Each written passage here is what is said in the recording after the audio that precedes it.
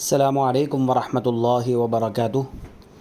भाई जैसा आप सबको ये इमेज मिल चुका होगा कि ये जो इमेज जो है इसमें लिखा हुआ है कि ये जो सहाय जो दी जाएगी वो धोरण 1 से लेके धोरण 10 तक दी जाएगी, स्टैंडर्ड 1 से लेके स्टैंडर्ड 10 तक दी जाएगी, जिसमें लड़कों के परसेंटेज 80% होने चाहिए और लड़कियों के परसेंटेज 75% होने चाहिए। इससे 1-2% अगर आगे पीछे होते हैं तो कोई मसला नहीं है, वो कोर कमेटी डिसाइड करेगी। ठीक है, ये इंशाल्लाह ये जो प्रोजेक्ट है इसमें कोई गारंटी नहीं कि आपका काम होगा ही, ये कोशिश है। इंशाल्लाह ये कोशिश की जाएगी कि आप तक हम पहुँचे और हो सके इतनी कोशिश करें आपको। ठीक है, और उसके बाद आप नीचे देखोगे तो यहाँ पर नंबर दिया हुआ है 9898955511। इस पर आपको हाय भेजना है और हाय भेजने के बाद आपको लिंक दी जाएगी। वो लिंक से आपको फॉर्म भरना ज़रूरी है। वो फॉर्म भरोगे तब ही आपका जो है जो नंबर आपका जो नाम है वो वहाँ पर स्क्रीन पर दिखाएगा। ठीक है, ऑफिस में तो आपको जो है फॉर्म भरना ज़रूरी है। उसके बाद अगर नीचे QR कोड भी, अगर आपको QR कोड से भी लिंक भरनी है तो आप QR कोड से भी भर सकते हो। और फॉर्म भरने की तारीख जो है 13 तारीख से लेके 18/5/2023 तक ही है। ठीक है, यानी 13, 14, 15, 16, 17, 18 6 दिन है। 18 तारीख को ये लिंक एक्सपायर हो जाएगी। आप 18 तारीख को रात 12 बजे तक भर सकते हो, उसके बाद ये लिंक ओपन नहीं होगी। और फॉर्म भरने के बाद अगर या फॉर्म भरने के दौरान अगर कुछ दिक्कत आती है या कुछ पूछना है तो नीचे दिए गए नंबर पर दिए हुए वक्त में ही कॉल करें। ये जो 4-5 नंबर दिए हुए हैं उनको, ये जो सवारे 10 थी 1 और सांझे 7 थी 10, उसी में कॉल करें।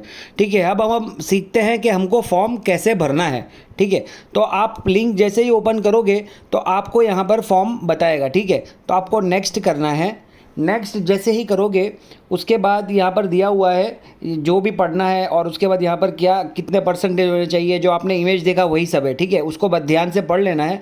उसके बाद नेक्स्ट करोगे तो आपको यहाँ पर बताएगा स्टूडेंट का नाम। ठीक है, तो स्टूडेंट का नाम आपने लिखा इलियास, फादर का नाम यानी पिता का नाम क्या है तो समद। ठीक है, अटक क्या है शेख। ठीक है, उसके बाद मेल जेंडर है तो उसके बाद मोबाइल नंबर आप डालो। ठीक है, आपके घर में आपका डाल दो, आपके वालिद का डाल दो, या आपके घर में 2 नंबर डालना ज़रूरी है। अगर आपके घर में 2 नंबर नहीं है तो पड़ोस का या आपके कोई रिश्तेदार का नंबर भी ले लें, ताकि क्या है कांटेक्ट करने में इजी रहे। कितनी बार ऐसा होता है नंबर नॉट रीचेबल आता है, नंबर स्विच ऑफ आता है, तो मतलब जिसको पहुंचाना है उसको फ़ोन नहीं लग पाता और कांटेक्ट नहीं हो पाता। तो 2 नंबर रखना ज़रूरी है। अगर आपके पास घर में 2 नंबर नहीं तो आप बाजू वाले का या किसी कांटेक्ट वाले का, किसी दोस्त का भी नंबर आप डालकर बोल सकते हैं ताकि आसानी हो जाए। ठीक है, तो आपने ये 2 नंबर डाल दिए। और अगर आपके घर में ही 2 नंबर है तो कोई मसला नहीं है, वालिद और वालिदा दोनों का नंबर आप डाल सकते हैं इस तरीके से, पेरेंट्स का। ठीक है, अब ये डेट ऑफ बर्थ पूछिए। अब डेट ऑफ बर्थ में आप देखोगे यहाँ तो 2023 दिख रहा है, तो आपको क्या करना है, सबसे ऊपर आप देखो 2023 दिख रहा है, यानी अगर मेरी जो मतलब ये जो ईयर है, डेट ऑफ ईयर जो है वो मेरा 1995 है, तो मेरा जो 2023 लिखा हुआ है ना यहाँ पर क्लिक करना है। तो यहाँ पर सीधा आपको 1995 में यहाँ से सीधा ड्रैग करके आना है। यहाँ पर आपको 1995 सिलेक्ट किया। अब आपको अगस्त, अगर आपका 15 अगस्त है तो आपको जून जुलाई अगस्त, यहाँ पर आपको 15 तारीख सिलेक्ट करनी है, सेट। बराबर, इस तरीके से डेट ऑफ बर्थ काफ़ी आसानी से हो जाएगी। वापस बताता हूँ, डेट ऑफ बर्थ में जाने के बाद आपको जो 1995 है वहाँ क्लिक करोगे तो आपको सारे साल बताए। ठीक है, इस तरीके से करके आपको नेक्स्ट करना है। नेक्स्ट करने के बाद आपको घर नंबर पूछा है, तो घर नंबर है B ब्लॉक B502, कौन सा माला है, 5th फ्लोर माला है, घर है, डुप्लेक्स है, जो भी है इस तरीके से लिखे। ठीक है, ये लिखा। उसके बाद कौन सी सोसाइटी है, कौन सा मोहल्ला है, तो आमीना पार्क। ठीक है, नियर बिस्मिल्ला मस्जिद। लैंडमार्क क्या है तो भाई अंबर टावर, नियर अंबर टावर है, नियर आयशा बेकरी है, ऑपोजिट अंबर टावर है, ऑपोजिट सोनल है। ये जो भी आप इस तरीके से डाल सकते हो। ठीक है, और साथ में यहाँ पर एरिया का नाम भी वापस से डाल देवे ताकि आसानी हो जाए। तो अब फतेहवाड़ी डाला या फिर जुआपुरा या सरखेज डाला। ठीक है, तो यहाँ पर हमने सरखेज डाला है और यहाँ पर एरिया नाम है, तो एरिया में भी सरखेज देखना है हमको। सरखेज अगर है तो सरखेज डालना है। ठीक है, ये आपको सरखेज डालना है। और अगर हो सकता है कि आपका आसपास अगर आपके एरिया एक बार देख लेना, अगर वो नहीं है तो उसके आसपास का डाल दें। जैसा अभी सरखेज है, अभी मान लो कि अगर आपको जुआपुरा डालना है या सरखेज नहीं है तो आप जुआपुरा भी डाल सकते हो, सरखेज भी डाल सकते हो अगर ऑप्शन अवेलेबल नहीं है तो, ठीक है। उसके बाद आपको पूछा है कि आपका घर खुद का है, भाड़े का है या मजियारू है। अगर मजियारू है तो यहाँ पर मजियारू रहेगा और नो रेंट रहेगा।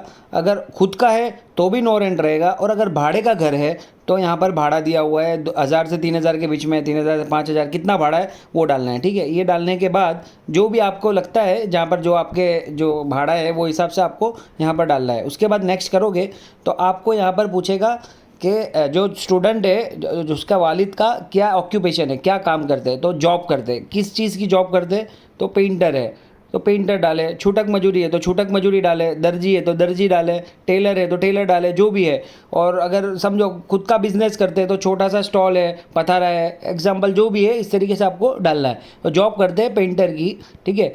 घर में मेंबर कितने हैं, जो घर में मेंबर इस तरीके से गिनने हैं कि घर में कितने लोग रह रहे हैं, यानी बच्चा रहता है, उसकी एक वालिदा, उसके अम्मी अब्बा रहते हैं, उसके दादा दादी रहते हैं, इस तरीके से टोटल गिन के 5 लोग रहते हैं, 6 लोग रहते हैं, 7 लोग रहते हैं, वो आपको उसके हिसाब से डालना है, ठीक है। कमाने वाले घर में कितने हैं, तो समझो कि भाई 2 भाई हैं वो साथ में कमाते हैं, या तो फिर उसके वालिद और वालिदा दोनों कमाते हैं तो 2 लिखेंगे। या इस तरीके से लिख सकते हैं कि वालिद पेंटर की जॉब करते हैं जिसका 10,000 कमाते हैं महीने का, और वालिदा जो है वो ट्यूशन कराते हैं या कुछ घर काम करते हैं, टेलरिंग का कुछ घर पे काम करते हैं जिससे 2-3 हज़ार रुपये कमा लेते हैं। तो टोटल घर की आवक कितनी हुई, 13,000 रुपये। तो यहाँ पे लिखना है 13,000 रुपये इस तरीके से। और अगर एक ही काम करते हैं तो एक ही लिखना है कि भाई नहीं, खाली घर पे जो है एक उनके जो हस्बैंड है वही कमाते हैं तो एक लिखना है, ठीक है। ये आप करने के बाद आपको यहाँ पे पूछा है कि आपने आरटीई का बेनिफिट लिया है, यानी समझो पहली दूसरी तीसरे वाले ज़्यादातर आरटीई का बेनिफिट लेते हैं, तो आपने लिया हुआ है या नहीं लिया हुआ है। लिया हुआ है तो यस करें, नहीं लिया तो नो करें, ठीक है। फिर ये पूछा है कि आपको जेन्युइन हेल्प संस्था में से कभी हेल्प मिली है, तो अगर मिली है तो यस करें, कभी नहीं मिली तो नो करें, ठीक है।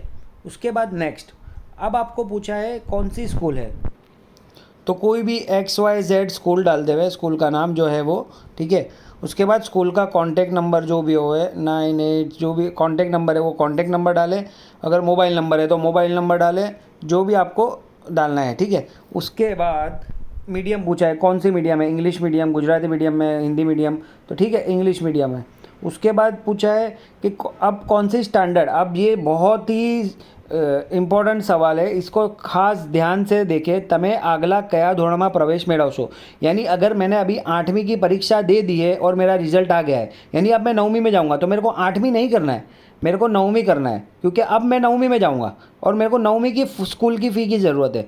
तो मेरे को 8वीं नहीं डालना है, क्योंकि मैंने 8वीं की तो एग्ज़ाम दे दी, तो अब मेरे को 9वीं डालना है। तो यहाँ पर लिखा है ना, इसी तरीके से अगर 5वीं में है और अब 5वीं का रिजल्ट आ गया, अब 6ठी में जाने वाला है तो 6 करना है, ठीक है। 8वीं में है और अब 8वीं का रिजल्ट आ गया, 9वीं में जाएगा अब, तो 9 दौरान करना है, ठीक है। इस तरीके से करके नेक्स्ट करना है।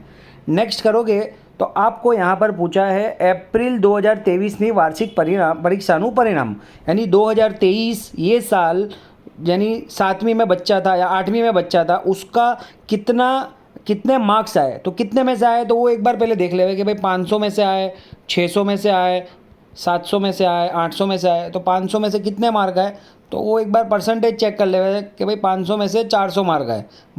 ये कब के, 2023 के, ये साल के, ठीक है, यानी जो वो 8वीं में था उसके। उसके बाद नेक्स्ट, उसके बाद पूछा है 2022 में कितने आए थे, यानी इसके एक साल पहले कितने मार्क्स आए थे, चाहे वो फिर 5वीं में हो, चौथी में हो, तीसरे में हो, तो एक साल पहले का कितना रिजल्ट था, तो वो डालना है कि भाई एक साल पहले का रिजल्ट था 600 मार्क की थी, जिसमें से उसके 450 मार्क है, इस तरीके से, ठीक है। ये आपने डाल दिया, ये बहुत ध्यान से डालना, अगर इसमें गलती होती है तो हो सकता है आपका फॉर्म रिजेक्ट भी हो जाए या हो सकता है आपका फॉर्म बराबर जाए भी नहीं, ठीक है। तो हो सके वहाँ तक इसको ध्यान से पढ़ें और ध्यान से, ये साल पूछा है वो साल के हिसाब से ही नंबर डालें, यानी 2023 में जो साल करंट ईयर था वो करंट ईयर का पहले डालना है। उसके बाद 2022 यानी एक साल पहले कितने मार्क आए थे वो मार्क लिखने हैं, परसेंटेज नहीं लिखने हैं, सिर्फ मार्क लिखने हैं। इसके बाद नेक्स्ट करेंगे। नेक्स्ट करने के बाद आपको पूछे जाएगी स्कूल की फ़ी कितनी है, तो स्कूल की फ़ी है 15,000 रुपये, ठीक है। अब यहाँ पर पूछा है तमें કેટલી રકમની व्यवस्था करी है, तो आपने कितनी अमाउंट इसमें से की है कि भाई 15,000 में से मेरे 10,000 रुपये तो मैनेज हो जाएंगे, 5,000 का थोड़ा तकलीफ़ पड़ेगी, 5,000 नहीं हो पा रहा है तो 5,000 रुपये लिखें, ज़रूरत मेरे को 5,000 की है। फिर पूछा है वुड यू एक्सेप्ट, यानी शू તમે જકાત ફંડમાંથી मदद स्वीकारશો। अब इसमें शर्माना नहीं है, अगर जो भी है अगर समझ में नहीं आ रहा है तो अपनी मस्जिद के, अपने मोहल्ले के मस्जिद या अपनी सोसाइटी की मस्जिद के इमाम साहब से मिलें और उनको करंट हालत बताएं अपनी कि भाई अभी ये मसला चल रहा है और अभी मेरी थोड़ी फाइनेंशियल पोजीशन बराबर नहीं है, तो क्या मैं ज़कात ले सकता हूँ। तो अगर वो बोलते हैं तो आपको यस करना है। सैयद का तो कोई मसला ही नहीं है, सैयद के लिए तो इंशाल्लाह लिल्लाह फ़ंड से ही जाएगा। और अगर ज़कात का मना करते हैं, अगर आपके इमाम साहब या जो है आप अगर कैपेबल है और बोलते कि भाई नहीं आपको मतलब कोई मसला नहीं है, आप ज़कात नहीं है, तो आपको लिखना है no please cancel my application form. ठीक है, ये करके रिमार्क्स में जो भी आपको लिखना है वो लिख के नेक्स्ट कर देना है। और अगर आपको ज़कात का बोला है कि भाई इमाम साहब या आपके कोई भी जो बड़े हैं, आप उनको पूछ लीजिए कि भाई ज़कात ले सकते हैं, क्योंकि अभी कैसा है मसला कि अगर बच्चा पढ़ रहा है और अभी 3-3 बच्चे 4 बच्चे होते हैं और एक ही वालिद जो होता है, वालिद के लिए मतलब सब चीज़ें मैनेज करनी बहुत ही दिक्कत होती है। तो ज़कात का मसला ऐसा है कि ले सकते हैं, तो अपने उलमाए किराम जो हैं अपने पास वाली मस्जिद के, उनसे एक बार पूछ ले, उनसे मशवरा कर ले कि भाई मेरे बच्चे की फ़ी बाकी है और अभी ये मसले मेरे में हैं, मेरे जॉब का मसला है, मेरा अभी कुछ कमा नहीं सक रहा हूँ, मेरी सैलरी कम है, मेरे घर के खर्चे ज़्यादा हैं, तो भाई क्या करूँ। तो उनके सामने सारी हालत पेश करें तो इंशाल्लाह उलमाए किराम जो है सही रहबरी करेंगे। और वो रहबरी करने के बाद आपने यस कर दिया, उसके बाद आपको कुछ रिमार्क्स ऐड करने हैं कि भाई जो भी आपको रिमार्क्स ऐड करने हैं कि भाई घर में कमाने वाला कोई नहीं, या तो फिर अभी जो धंधा चल रहा है वो धंधा सही नहीं चल रहा, धंधे में काफ़ी नुकसान हुआ है, या तो फिर घर में 5 लोग हैं, पूरा नहीं हो पा रहा इसलिए फ़ी नहीं भरी। तो जो भी रीज़न है उसको थोड़ा तफसील से लिखें, जितना अंदर तफसील से लिखेंगे आपकी कारगुजारी इंशाअल्लाह जो देखने वाले हैं जो ऑफ़िस में, वो उनके सामने पूरी बात आएगी तो आसानी हो जाएगी उनके लिए भी और समझने के लिए भी भाई ये क्या है इससे। ठीक है, उसके बाद आपको नेक्स्ट करना है जो भी आपको लिखना है। उसके बाद अब आपको एक चीज़ बहुत ख़ास यहाँ पर पूछी है, या आप ऑप्शनल है, इसको लिखना है नहीं लिखना है। अगर नहीं लिखना है तो इसको ज़ीरो नो भी कर सकते हैं और यहाँ पे ज़ीरो भी कर सकते हैं। लेकिन अगर आपको कोई ऐसा लगता है, आपको भी अगर कोई ऐसा लगता है आजू बाजू में कि भाई मेरे बाजू में एक भाई मतलब एक भाई रहते हैं, उनका लड़का जो है वो पढ़ता नहीं है, मतलब या तो फिर पढ़ाई में होशियार था पर पैसे नहीं थे तो छुड़वा दिया और कुछ नौकरी पे लगा दिया, या जो भी कि भाई कुछ काम पे लगा दिया, कि फिर कुछ खेलता ही नहीं है, कुछ करता ही नहीं है, बस घर में बैठा रहता है। तो 1 से 10 वाले ऐसे कोई आपके जहन में कोई बच्चा हो तो इससे डाले। तो भाई हम लोग एग्जाम्पल समझो कि भाई मेरे बाजू में एक बच्चा रहता है, इस्माइल नाम का लड़का है, और उसके वालिद का कॉन्टेक्ट नंबर डाल देवे। ठीक है, तो इंशाल्लाह वो टीम उनसे भी रब्ता करेगी कि भाई बच्चे को पढ़ाना है तो कैसे पढ़ा सकते हैं, क्या कर सकते हैं, वो भी एक। तो आप इतनी हेल्प कर सकते हो हमारी कि आपके अड़ोस पड़ोस में आपके कोई जानने वाले या कोई समझो अहमदाबाद में किधर भी रहते हो, शाहपुर, मिर्ज़ापुर सिटी में या फिर जुआपुरा, पाली, किधर भी रहते हो, आप उनका कॉन्टेक्ट नंबर और नाम डालिए। इंशाल्लाह हम पहुँचने का पूरा कोशिश करेंगे। ठीक है, ये होने के बाद आपको फॉर्म सबमिट कर देना है। सबमिट होने के बाद आप एक खाली स्क्रीनशॉट ले लीजिए ताकि आपको भी आसानी हो जाए, और जो मतलब अगर कभी फॉर्म आगे हुआ भराया नहीं भराया तो वो चेक करने के लिए भी इजी हो जाएगा। ठीक है, तो ये इसको खास सबमिट करना है। कितनी बार ऐसा होता है कि सबमिट करते नहीं है, बोले हमने तो फॉर्म भर दिया है लेकिन आया नहीं है, तो आपको ये सबमिट का बटन दबाना ज़रूरी है। ये सबमिट दबाने के बाद ही आपका फॉर्म सबमिट होगा, तो ये खास ध्यान रखें। अच्छा, दूसरी बात ये ध्यान रखें कि जितने भी अगर समझो कि भाई मेरे बच्चे 3 बच्चे हैं, ठीक है, तो 3 बच्चे हैं, तीनों के फॉर्म भरने हैं, एक चौथी में, एक 7वीं में, एक 10वीं में, तो 3 अलग अलग फॉर्म भरने पड़ेंगे। वो याद रखना, एक ही फॉर्म में 3 बच्चों के नहीं डाल सकते, वो फॉर्म रिजेक्ट हो जाएगा।